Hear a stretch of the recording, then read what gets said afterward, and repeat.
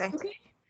Could I just kind of go around the room asking various folk what they think about essaying, and about the joys or the pleasures or the ills or the travails of what you're doing now, as you are all in an essay course.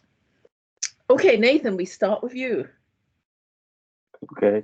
I'm enjoying reading essays that take a more creative stance. I think I find it difficult with essays that are very academic, because maybe it's just my own thing, but I often see it as kind of elitist when there's a lot of references made to stuff that's not within the popular sort of culture. And it feels like you need to have a lot of previous knowledge to understand something that's not explained. Some writers do it well, and they'll have like Latin's used a lot, and like how many people know Latin these days? I don't know. But it's eye-opening. I'd never really wrote a creative essay before, or knew how to do it, and didn't consider myself being able to do it. So it's interesting switching your brain into a different kind of gear to be able to try something new. Yeah. Okay, thank you for that. And Ashley, I'm just kind of sweeping my way around what I can see. Yeah, just before I start, I just wanted to say I don't think I can log into seats, because I think the class at the moment is listed as an in-person event rather than online. So, because mine is still just searching, I don't think there's an option for logging in, as it were. I just wanted to say that, just because I'll probably get people asking me about, why weren't you there? It's like, I was there, I just couldn't log in. But yeah, so for me, essaying, when I think of the essay, I predominantly think, you're the typical kind of essay, you write about a book or a film or whatever, and it's just a pure analysis type thing. So this class has sort of like redefined what an essay really means to me. It can be a creative type of thought, and you're bringing in other works, like you're thinking about philosophy or art or photos or whatever. And it's sort of just kind of, redefined what that means. It's a lot less, the description is a lot less restricted for me now. It's more, there's a lot more freedom with it, rather than this, 5-paragraph paper with an intro and a conclusion, and that's that. So it's sort of introduced a new level of understanding about what essaying is for me. Okay, lovely, thank you. And Renee? Yeah, I'm enjoying doing essays. To me, they feel a lot like modern art. It's kind of like making an exhibit of modern art. And I'm enjoying trying that, because modern art is something that fascinates me conceptually, in that most of the time it feels like people are just throwing stuff on a blank canvas and then saying something poignant, and that's what you're selling. So I'm liking exploring modern art in word form, and it's quite fun. Okay, lovely, thank you. And Laura? Yeah, I'm really enjoying kind of like challenging my view on essays and what I thought they were before the course, and now what I see them to be now. I really enjoy kind of intertwining, putting forth some knowledge, but doing it in a creative way. And it's challenging, because when I think of, I've got to do an essay, I think like it's going to be this slog, where I'm just trying to put ideas on a page, but now it feels more like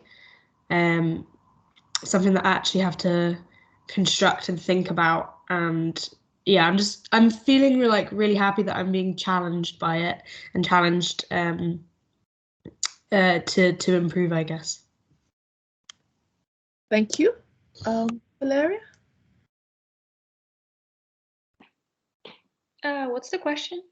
Well, the question was, what, in some ways, what do you understand about essaying, and what did you think about the whole process of essaying?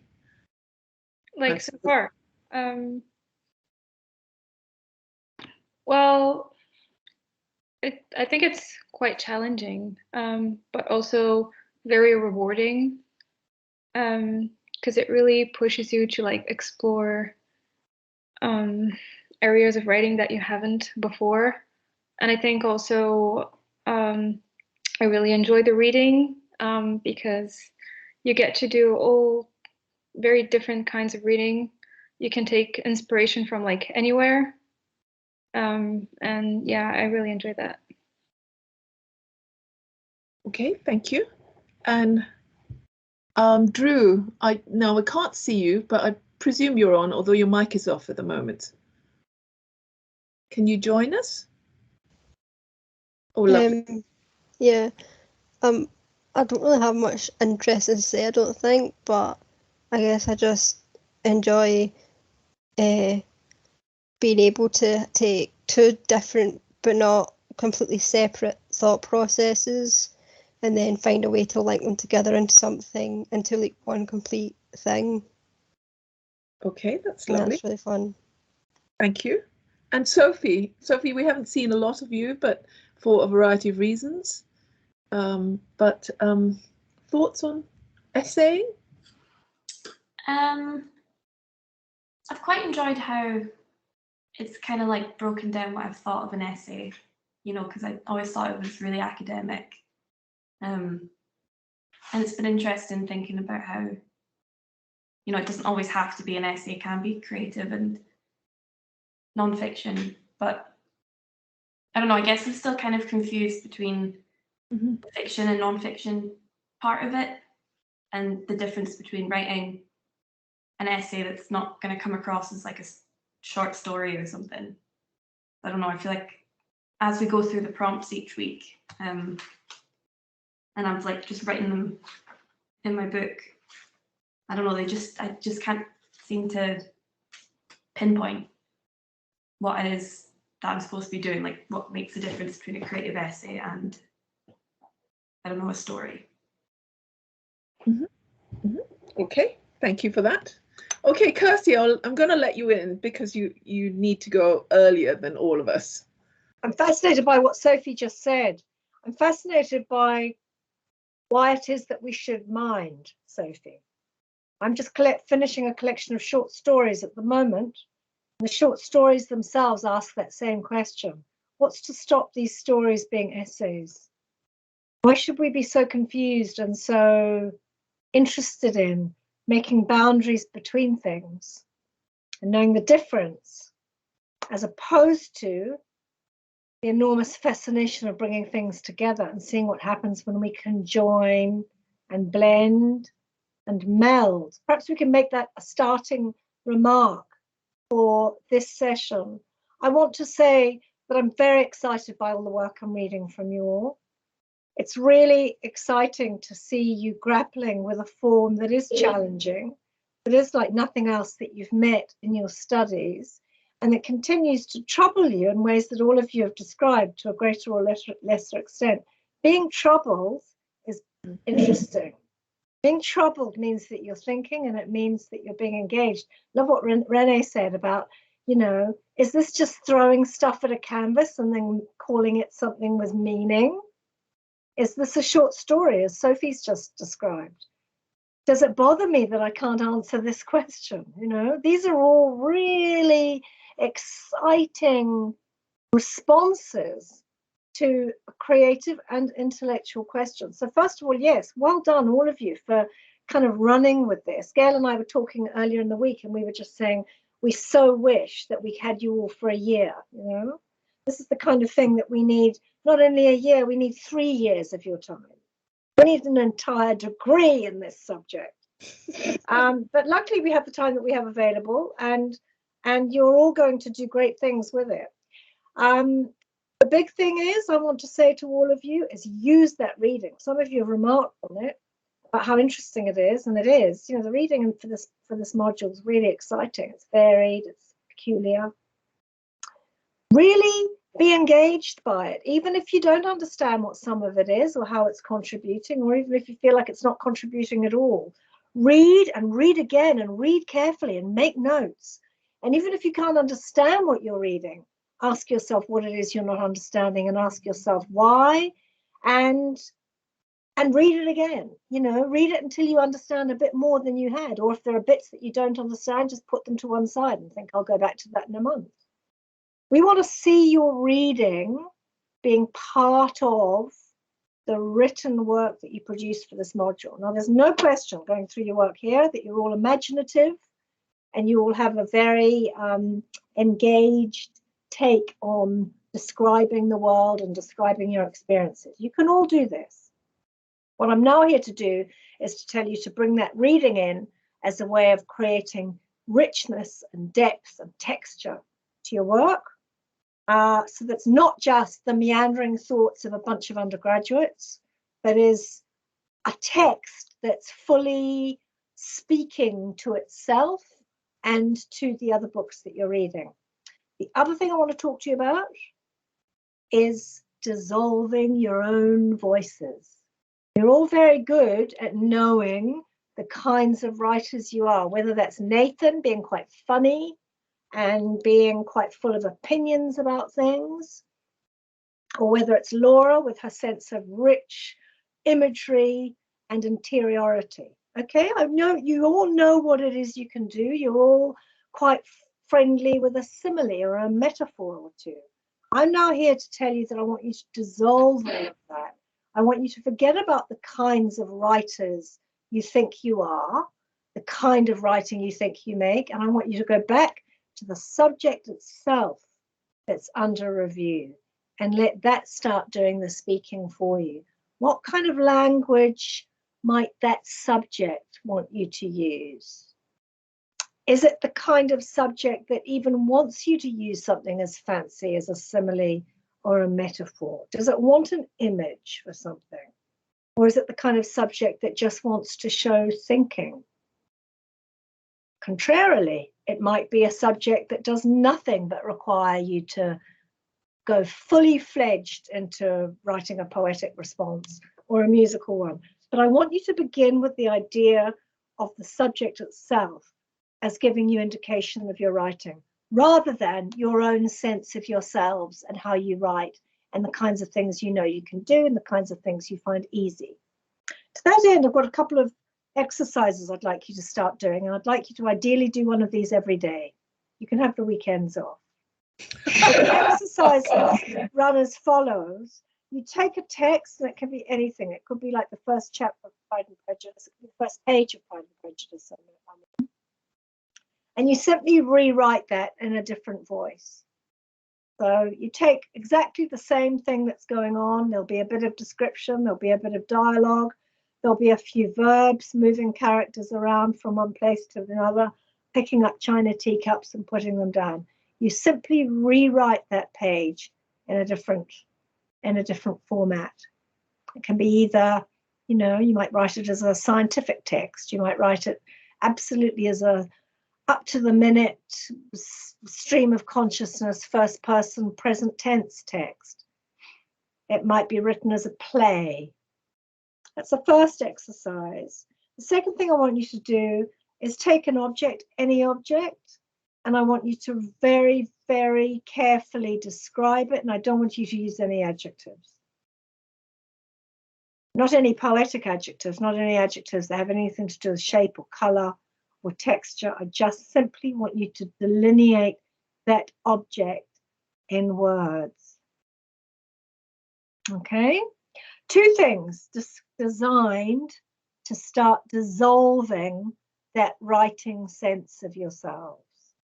So I'm really hoping that if you start doing that every day, we're going to find that your essays start to wake up. And by that I mean not that your prose as it is isn't perfectly full of life, because it is. You've all written really nice essays. But we want to see the form itself live and kicking within your writing. And we want to see that you're fully engaged with ideas, and we want to see that you're asking yourselves questions and then following that question. To be asking the question, not to be so intent on finding the answer to it, is what this course is all about. And some of the work I saw, there was just a little bit too much reliance on finding a happy question, a happy answer, to beg your pardon, and finding a neat conclusion, or creating a memoir, a piece of story that would arrive at a finishing line. We don't want any of these things in this course.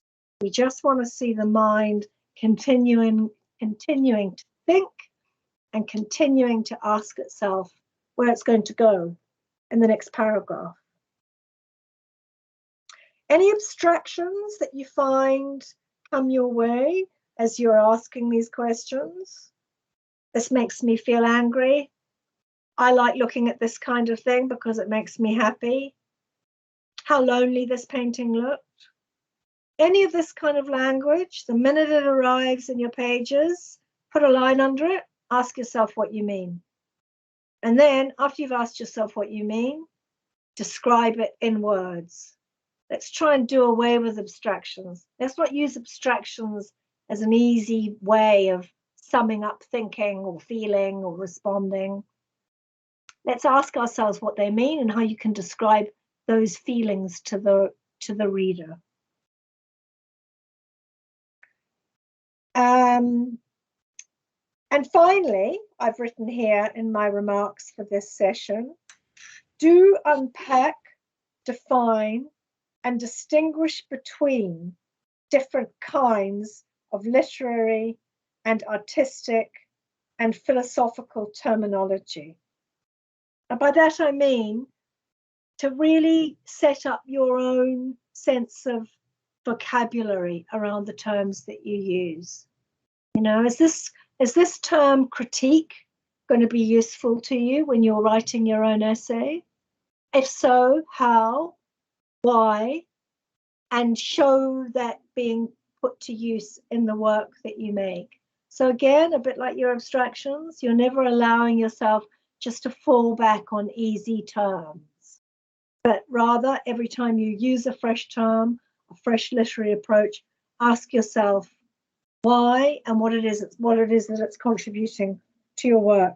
And in that sense, I suggest that you do what I call the break up and glue in approach, that when you're working on your drafts, and please, I would love you to think of all of your essays being kind of in a constant process of drafting. Unfortunately, Gail and I, at the end of this term, will have to assess you all. And you're all stuck in a university system which requires, you to produce writing for assessment. But even then, I can tell you that Gail and I are going to be looking at this work very much as work in progress, because that's what an essay is. And those of you who do really well will be those of you who are really letting yourselves risk that kind of open-endedness, that you're not writing to create a certain kind of piece of work that you think will get an A, but rather that you're making the kind of work that dares ask the questions and dares take itself into a place that the usual A essay may not have taken you into. Okay, so these are, as I say, big things to get your head around, and we just think you're doing jolly well with the whole thing. It's also like we're moving at 100 miles an hour here. As I say, we'd like to have you for a year. But be of good spirit, because you're kind of catching a lot of the thinking and a lot of the spirit of the practice of the course. The big thing is we want to see that reading coming right into these pieces. I'm really happy for you to write an essay about how autumn feels and how it reminds you of the way that your best friend, who you've known since you were 5, moved out of town last year and you still miss her.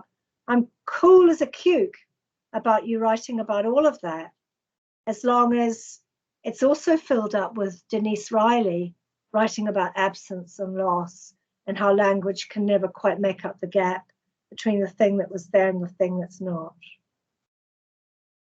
Okay? Susan Sontag on the photograph, what was captured and what was lost in that moment of the shutter click coming down. Roland Barthes being revisited by his dead mother, even as he tries to recover the picture of her. All of these things come into a piece about you and your best friend moving away last year and the coming of winter. Don't ever be happy just to sit with your own experiences and your own responses to the world. Press them for fresh thinking. Allow them to let other ideas in. Make your own responses to the world be the beginning of a deeper, bigger thinking process. I hope this has been useful. It's been a pleasure to read the work. Kirsty, can I ask you one question at the back of that, which is to say, I mean, when we started the course, we started with a sense of essays as not nouns, but verbs, as journeys, as ways of thinking. Is that open-endedness completely integral to the form itself, so that you can use, if you like, fiction, or you can use poetry as a way of essaying? Gosh, yes, Gail. Sorry, I was just slightly thrown then because my daughter just came whizzing into the room, gave me the most awful look, like, what, you're still in that meeting? And has walked out again.